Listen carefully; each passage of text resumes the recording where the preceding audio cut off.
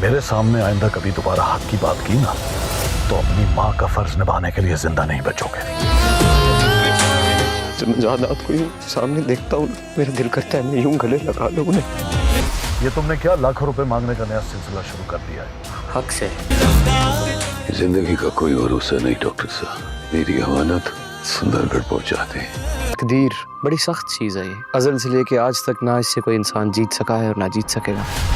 ये तुमने क्या हॉस्पिटल में आशिक अली के इलाज के लिए बादशाह से 4 लाख रुपए उधार लेता है और फौरन डॉक्टर्स को जमा करवा देता है ताकि आशिक अली की प्लास्टिक सर्जरी हो सके। उससे पहले जब सुंदरी अपने अब्बू को बताती है कि डॉक्टर ने आपके इलाज के लिए पैसे जमा कर लिए हैं, मैंने उस गुलाम को अपनी बालियां भी देने की कोशिश की लेकिन उसने कुछ नहीं लिया, हम उसका एहसान कैसे चुकाएंगे। ये सुनकर आशिक अली की आंखों में आंसू आ जाते हैं। वो गुलाम को अपने पास बुलाते हैं और उसका हाथ पकड़कर कहते हैं, बेटा मेरी जिंदगी का कुछ पता नहीं है, अगर मुझे कुछ हो गया तो सुंदरी तुम्हारी अमानत है, तुम इससे निकाह कर लेना और इसका सहारा बनना। गुलाम उनकी बात सुनकर बहुत जज्बाती हो जाता है और वादा करता है। इधर डॉक्टर उनका इलाज शुरू कर देते हैं। दूसरी तरफ ये खबर हवेली में दाजी को मिलती है कि गुलाम ने बादशाह से 4 लाख रुपए लिए हैं। वो आग बबूला हो जाते हैं। वह गुलाम को बुलाते हैं और सबके सामने जलील करते हुए कहते हैं, तुमने ये क्या लगा रखा है? बादशाह से पैसे लेने की तुम्हारी हिम्मत कैसे हुई? अगर आइंदा ऐसा किया तो मुझसे बुरा कोई नहीं होगा। गुलाम गुस्से में कहता है, यह मैं अपना हक मांग रहा हूँ, भीख नहीं। जिस पर दाजी कहते हैं, अगर आइंदा इस आवाज में बात की तो अपनी अम्मी का फर्ज निभाने के काबिल नहीं रहोगे। जिसके बाद गुलाम अपनी अम्मी लाजो के पास जाकर उनको अपने गले से लगा लेता है और रोते हुए कहता है, अम्मी एक दिन मैं इतना बड़ा आदमी बनूंगा कि हम ये हवेली छोड़ देंगे। जिसके बाद अगले दिन वह हॉस्पिटल जाता है। सुंदरी बहुत परेशान होती है, दुआ मांग रही होती है कि पता नहीं अब्बू बच पाएंगे या नहीं। तभी ऑपरेशन थिएटर से डॉक्टर बाहर आकर बताते हैं, सॉरी पेशेंट को हम नहीं बचा सके। यह सुनते ही सुंदरी पर गम का पहाड़ टूट पड़ता है और वह वहीं बेहोश हो जाती है। गुलाम उसे फौरन अपनी गोद में उठाकर हॉस्पिटल के कमरे में ले जाता है। जब थोड़ी देर में सुंदरी को होश आता है तो वह पागलों की तरह रोती है। गुलाम को देखते ही वह उसके गले लग जाती है और कहती है, मेरे अब्बू के सिवा मेरा कोई नहीं था, अब मैं क्या करूंगी। गुलाम उसे हौसला देता है और कहता है, आप परेशान न हो, मेरे घर चलिए, मेरी अम्मी आपका ख्याल रखेंगी। जिसके बाद गुलाम आशिक अली का नमाज जनाजा करवाकर सुंदरी को अपने घर नहीं बल्कि एक सुरक्षित जगह ले जाने की सोचता है। वह बादशाह को बताता है, यार एक लड़की है, बेचारी का कोई सहारा नहीं है। यहाँ पर बादशाह को तो पता ही नहीं होता कि यह वही सुंदरी है जिससे वह मोहब्बत करता है। वह दरिया दिली दिखाते हुए कहता है, उसे हमारे शहर वाले घर में रहने दो, वहाँ वह महफूज रहेगी। फिर एक दिन बादशाह अचानक सुंदरी को ढूंढते हुए कराची उसी घर के आसपास आता है। वहाँ वह सुंदरी को जाते हुए देख लेता है। वह खुशी से पागल हो जाता है। वह उसके पास जाता है और उसकी अम्मी की पायल उसे देता है और उसका हाथ पकड़ने की कोशिश करता है। तभी सुंदरी को गुस्सा आ जाता है और वह बादशाह के गाल पर एक जोरदार तमाचा मारती है। यह बादशाह की अना पर बहुत भारी पड़ता है। सुंदरी वहाँ से भागती है लेकिन बादशाह उसे पकड़ने की कोशिश करता है और जबरदस्ती अपनी गाड़ी में बैठाकर अपने फार्म हाउस पर ले जाता है। जब यह खबर गुलाम को मिलती है कि बादशाह सुंदरी को उठाकर ले गया है तो उसके पैरों तले जमीन निकल जाती है। वह फौरन उस फार्म हाउस पर पहुंचता है। वहाँ वह देखता है कि सुंदरी रस्सियों से बंधी हुई है। वह उसे खोलने ही वाला होता है कि तभी बादशाह आ जाता है। वह गुलाम से बोलता है, तुमने मेरी मोहब्बत को मुझसे छुपाया, तुम मेरे दोस्त नहीं आस्तीन के सांप हो, इसकी तो तुम्हें सजा जरूर मिलेगी। वह गुलाम को रस्सियों से बांध देता है और सुंदरी को लेकर अपने मुख्य घर पहुंच जाता है। तो दोस्तों यहाँ पर सवाल ये पैदा होता है कि जब बादशाह सुंदरी को हवेली लेकर जाएगा तो क्या खुर्शीद 22 साल बाद अपनी बेटी को पहचान पाएगी? क्या गुलाम रस्सियां खोलकर वहां पहुंच पाएगा? इसके बारे में आपकी जो भी राय हो कमेंट सेक्शन में लाजमी बताइएगा और वीडियो को लाइक और शेयर जरूर कर दीजिएगा।